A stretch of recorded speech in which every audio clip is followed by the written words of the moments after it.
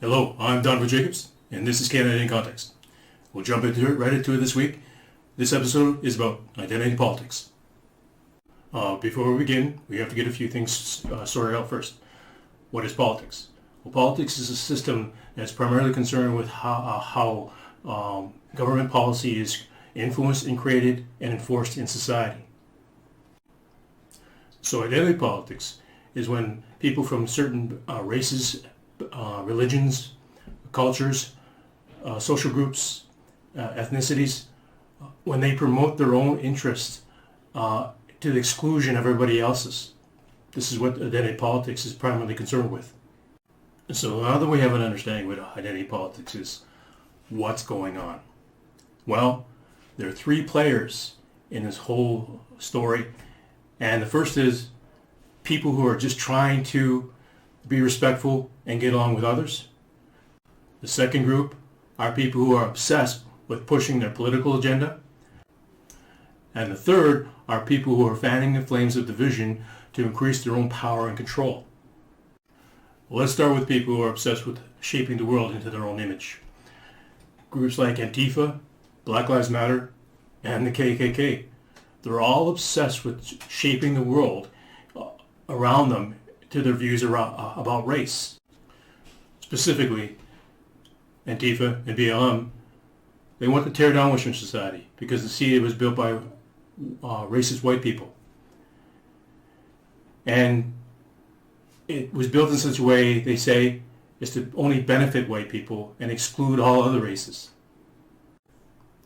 While this was true during colonialism, liberalism came along and instilled the idea that all people should be respected and all people should be treated equally. This idea helped drive the civil rights movement and went a long way to dismantling laws that had been designed to exclude people based on race. Now, unfortunately, Canada isn't at the same point in its history simply because First Nations are controlled under the Indian Act, but that's another story. But on the whole, North America has become less racist and kinder towards groups like the LGBTQ community. It took some time, but liberalism was working. That is until critical race theory came along. At this point, I'm going to introduce an idea that you may have heard me speak about before, but it's called critical race theory. Now, in my previous video, I introduced critical race theory and how it pushes this perfect idea of equality in societies. For our purpose today, though, it's simple enough to point out that critical race theory is consumed with power and who holds it. And at its root, this is socialism. Now, taking this into consideration, this pursuit of power and control, this brings me to our third group. Now, you may remember from earlier when I mentioned this third group, their primary purpose and goal is to fan the flames of division in society because it gives them the opportunity to consolidate more power and control over people. Now, if you were to look back on the history of socialism, what you would see would be this third group purposely focusing and playing to the crowds of the second group, those who are obsessed with pushing their agendas into society. You may ask, why do they focus on this group? Well, they know this one truth. The greatest way to concentrate power into the hands of the state is to make it impossible for people in society to work together. They feed this idea that groups 1 and 2 are enemies of each other.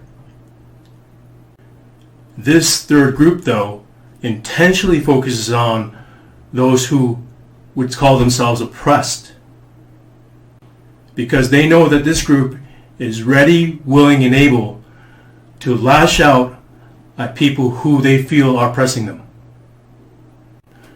For example, New York Governor Andrew Cuomo, he used these tactics to get himself re-elected 3 times.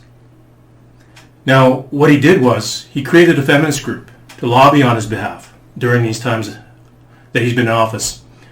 But the thing is, there have been reports of him with women who he has made passes at, degraded, and his actions have always been disregarded because of this group who has lobbied on his behalf until late.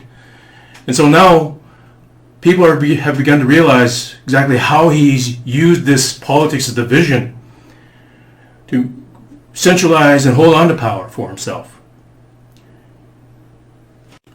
Clearly, the game of identity politics is a game leftist politicians are eager to play simply because they know it helps them not only grow more control, but retain it. These politicians know that the obsessed group, they require sacrifice to purge what they believe is wrong with the world. And the politicians will gladly offer up Western society to appease them. So in these circumstances, identity politics and the fight against racism isn't just about equality and helping people feel less guilty about past wrongs. Identity politics is about power-hungry politicians and elites pushing for the destruction of a free society so they can rule over the new utopia.